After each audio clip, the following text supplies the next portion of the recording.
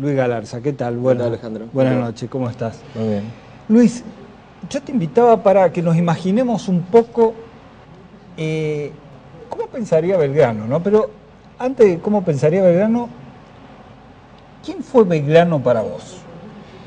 Bueno, ante todo tenemos que hablar de un hombre, yo creo que en primera instancia tenemos que hablar de un hombre, sacarlo un poco de esa categoría de prócer y instalarlo como un hombre mortal. Sí. Un hombre de una profunda sensibilidad social.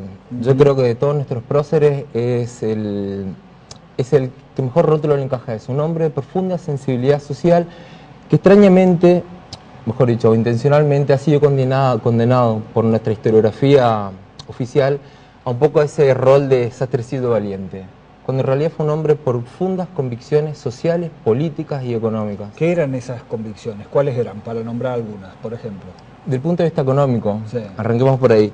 Debemos recordar que él desempeñó durante la última etapa del virreinato como cónsul comercial en el virreinato del Río de la Plata. Era un hombre que tenía conceptos básicos. Era un tipo que descreía la ganadería porque decía que era una fuente de dinero fácil, que daba poca mano de obra y que facilitaba la concentración de la tierra. Apuntaba... repetime, descreía de la ganadería. De la ganadería. Porque no daba fuentes de trabajo para... Exactamente, y facilitaba la concentración de la tierra. ¿Tenía razón o no? Nuestra historia posterior lo demuestra. Sí. Apuntaba mucho a lo que es la agricultura y las industrias. Era una persona que quería profundamente en crear un fuerte mercado interno.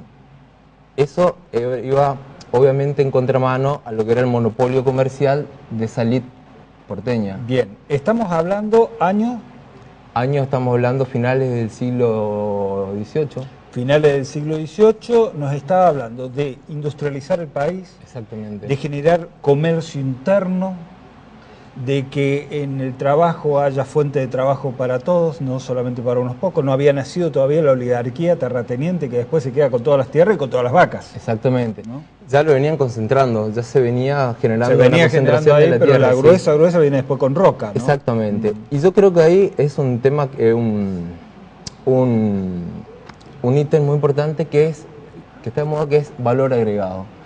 Él siempre pensaba que no se podían sacar los productos en bruto, que teníamos que elaborar los productos. Por eso se opuso fuertemente a lo que era el monopolio comercial por parte de los españoles, principalmente. Y yo creo que él se adelanta en 50 años a muchas teorías que después van a nacer incluso con el marxismo, con las teorías sociales, donde él decía que existían dos clases de hombres. ¿Cuáles eran? Los que vivían de la renta, del trabajo ajeno, y de los que vivían de su los trabajo. poseedores y los desposeídos. En ese sentido va a ser un hombre sumamente progresista, un término actual justamente va a ser un hombre sumamente progresista, que todo su trabajo va a ser invalidado por lo que era un poco de lo que era la composición de ese consulado. Recordemos que si bien él era el secretario, estaba rodeado todos por lo que eran los monopolistas porteños. La bandera, ¿es la bandera que conocemos? No. ¿La bandera que fundó? ¿No? No. ¿No es la bandera? No, ¿Cómo era la bandera? Bueno, tenemos que pensar que primero empecemos por el color. Sí. El año pasado me tocó estar en un congreso de revisionismo histórico donde Pacho O'Donnell decía que teníamos que volver a los colores originales de la bandera, que era un azul celeste, que era el color de la escarapela de dos años anteriores, del año 1810, que era un azul celeste. French y Beruti. Exactamente. Y la bandera era muy similar a la bandera de los Andes, es decir, en dos franjas, una azul celeste y otra blanca. Esto va a suscitar una reacción furibunda por parte de los porteños, encabezado por el gobierno de Rivadaviano, que le ordena arriar la bandera y guardarla. La tuvieron que esconder en una iglesia en Bolivia, ¿no? Exactamente. En una capilla que después de mucho tiempo se la encuentra limpiando la capilla o algo así, ¿no es cierto? Sí. Incluso la bandera que hoy la tenemos como tal, que es la celeste y blanca, responde justamente a los colores de los Borbones. Bien.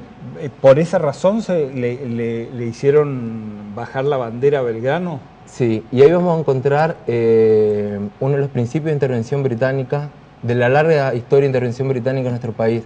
Recordemos que en ese entonces Inglaterra pasa a ser aliada de España, entonces la línea bajada al gobierno de Buenos Aires era un poco que Inglaterra no iba a reconocer ningún acto independentista. Bien, teníamos en esa época, diríamos aquí, en esta floreciente patria, dos sectores, ¿no? Uno donde militaba y activaba Belgrano, Belgrano, Moreno.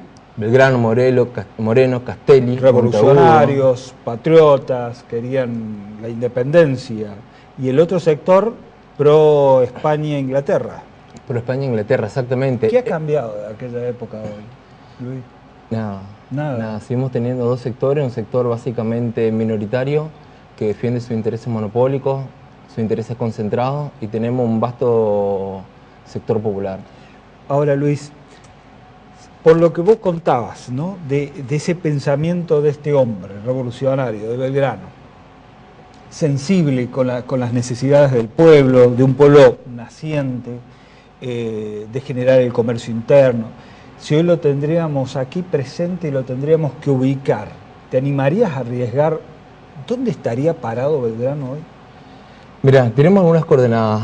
Durante la campaña militar a Paraguay, cuando llega lo que son las misiones, que eran mucho más amplias de lo que hoy conocemos, también implicaba parte de lo que es Brasil. Sí. Belgrano redacta lo que son las bases para la gobernabilidad de los 30 pueblos de las misiones. Es algo sumamente revolucionario, eso yo creo que condensa, incluso es reconocido por Alberdi como una de las bases de la Constitución, donde a eso me remitía cuando decía que él se adelantó 50 años a muchas de las teorías sociales. Primero que nada, al igual que el general San Martín decía, por los pueblos originarios, los indios, nuestros paisanos, lo primero que hace es decreta la servidumbre, decreta y la abolición de los tributos, exactamente, decreta la igualdad de derechos que podían alcanzar cargos militares, eclesiásticos, y sobre todo propugna por la repartición de las tierras entre los pueblos nativos. Estamos hablando de que Belgrano defendía a las comunidades originarias, le daba estatus de igualdad con todos, y ha pasado, ¿cuántos siglos ha pasado de aquella política de Belgrano a hoy que seguimos discutiendo sobre problemas de tierra, de estatus, de igualdad en muchos lugares? Vos hablabas del caso de Paraguay. Sí. Es el caso más paradigmático, caso de América Latina, donde el gobierno tiene la imposibilidad de cumplir sus promesas debido a que no existen tierras fiscales. Están todas concentradas en pocas manos. En grandes latifundios. En grandes latifundios, exactamente. No es como acá que hay tierras fiscales. No. Y eso también es lo que está pasando hoy ahí. Bien, este Belgrano que vamos analizando es increíble porque nosotros nos quedamos con el Belgrano que nos cuenta el libro, ¿no? De la bandera, ¿no? La bandera también tiene un símbolo. Sí, seguro. ¿Qué significa una bandera como historiador? Una bandera, digamos, desde el punto de vista material, no deja de ser un pedazo de paño. Un pedazo de paño. Pero sin embargo, una bandera simboliza todo un sentimiento, todo un sentido de pertenencia a una territorialidad, a una cultura, a una nacionalidad. Yo creo que en ese sentido... Cuando Belgrano la crea en ese momento, ¿no? Y dice, a partir de hoy, señores, a nuestro ejército patrio, esta es nuestra bandera. ¿Qué sentimientos incorporan en ese momento ese paño? Es que el primer acto verdaderamente independentista, de 1810 a esta parte, el primer acto verdaderamente independentista es justamente... la creación de la bandera. Exactamente. Porque eso implica romper, recordemos que era casi absurdo que combatíamos contra los realistas bajo las enseñas realistas. Claro, con la bandera de ellos. No dejaba de ser una especie de guerra civil. Exacto. Éramos una colonia española con la misma bandera, el enemigo y nosotros teníamos la misma bandera. A partir de ahí tenemos la bandera propia. Pensar en Belgrano implica pensar, si bien la historiografía liberal ha reservado el espacio de gran educador a Sarmiento, el general Belgrano se adelantó muchos años, propugnó por la educación pública, por la escuela pública, gratuita y obligatoria. Fue un pionero en reconocer los derechos de las mujeres y ponerlas en igualdad de condición. Decía que una mujer inculta no puede criar buenos ciudadanos, no puede concientizar a buenos ciudadanos. En ese sentido, pensar en Belgrano implica adentrarnos en el pensamiento belgraniano, que muchas veces ha sido bastardeado y te digo, un poco relegado a ese rol de un tipo que murió pobre. Pero lo que muchas veces no recordamos, nuestras élites no recuerdan, es que es un tipo que ha sido un hombre que ha nacido rico y que ha dejado todo, humana y materialmente, por la patria. Podemos decir que Belgrano es un hombre que se suma a la actividad política, que viene de buena familia, rico, culto, formado, preparado, se suma a la actividad política del momento, se tiene que hacer, porque era abogado, ¿no es cierto?, se tiene que hacer militar también, que en ese momento había que organizar todas las fuerzas nuestras, y que en defensa de la patria, en la creación de esa bandera, en la creación de nuestra patria, él pierde todo lo que materialmente tenía al servicio de la patria. Podemos decir así, ¿no? Sin importarle. Recordemos que el premio que le otorga el gobierno por la victoria de Salta y Tucumán, él los dona para la creación de 10 escuelas. Llegó esa plata a las escuelas, se hicieron las escuelas que él donó sus sueldos. La última escuela en Tilcara se terminó hace en el año 1996. 1996. Sí. Ahora, casi 200 años después. Sí. 200 años. Sí. Si eso lo ponemos en plazo fijo, ¿cuánta plata? Sí. Un montón. Qué chorros, ¿no? Sí. Ahora, qué ejemplo para todos aquellos que hoy, jóvenes que se suman a la actividad política, que gracias a Dios han reencontrado la actividad política como la herramienta de transformación. Qué ejemplo la de Belgrano, ¿no? Que no se sumó a la actividad política para enriquecerse, para hacerse rico, sino para construir patria, y construir patria sin temor, aunque tenga que perder todo lo que tenía, como lo hizo. Muchas veces cuando analizamos la Revolución de Mayo, tendemos a verlo de una óptica de que fue simplemente un movimiento de una élite porteña basado en sus intereses económicos.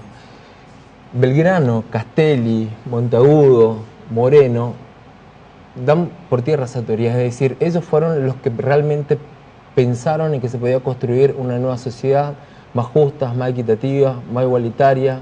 Belgrano no tuvo prurito en ir en contramano de su propio interés de clase, digamos. Fue el primero en desnudar a esa élite porteña que un poco ya en ese momento, con la teoría de la ciudad madre o de la hermana mayor, intentaba ir sometiendo al resto de las provincias. Belgrano, con esto ya termino, ¿no? Si hubiese estado en el gobierno, ¿no? En el 2003, ¿hubiese pagado el Fondo Monetario Internacional? O sea, ¿hubiese continuado con el Fondo Monetario o hubiese roto con el Fondo Monetario? Hubiese roto, sin duda. Hubiese roto. Y lo bueno es que pensar que mucha de la gente que quizás hoy conduce al país seguramente se detuvo a pensar en Belgrano. Hablemos del mercado interno, hablemos de la industrialización, hablemos de generar esos espacios donde seamos todos iguales, donde la igualdad de derechos, donde la mujer esté a la par del hombre. Yo creo que ese es el gran legado. Más allá de la bandera, más allá de que ayer todos tuvimos la honra de colgar nuestra humilde bandera en nuestras casas, pensar en Belgrano implica ir mucho más allá. Por eso queríamos hoy tenerte aquí para hablar de ese Belgrano que tal vez todos hablamos de Belgrano, pero desconocemos el valor histórico, revolucionario y de adelanto que tenía Belgrano y por lo que se jugó como ejemplo, ¿no? Traerlo hoy, que creo que nos están haciendo falta más ejemplos. Es que fue el primer ideólogo claro sobre la subversión americana. Quizás muchas veces por eso nuestra historiografía liberal lo ha condenado a ese rol tan pasivo. Qué ingrato que hemos sido nosotros mismos con nuestra propia historia, con nuestros propios patriotas, ¿no? San Martín muriendo en el exilio, Belgrano en la pobreza, lejos, Belgrano en la pobreza, y si venimos para la historia así, muchos, Irigoyen, Perón, Evita, que se robaron el cadáver, compañeros desaparecidos. Y pensemos en esas dos líneas históricas. Pensemos en esa línea nacional popular y para redondear lo que vos decías un poco de esos dos bandos, cuesta hoy ver un poco esa izquierda boba con algunos sectores de la burocracia sindical haciendo el juego a la derecha con la señora, como decía el compañero Sinforiano, con esa señora de Barrio Norte, todo conjugándose contra un gobierno verdaderamente nacional y popular. Parece que no aprendemos de la historia, ¿no? La historia no se repite, pero la historia da lecciones. La historia de elecciones, y muchos de los que hoy están acá son herederos de esa sociedad patriótica que voltearon a Irigoyen y los que nos tiraron bomba en el 55. Y otros somos la barbarie. Gracias por estar hoy en La Barbarie Periodística. Muchas gracias, Luis. Belgrano, La Barbarie Periodística, espero que les haya gustado. Nos volvemos a reencontrar cuando volvamos por aquí por la pantalla de Canal 11. Chau, hasta la próxima.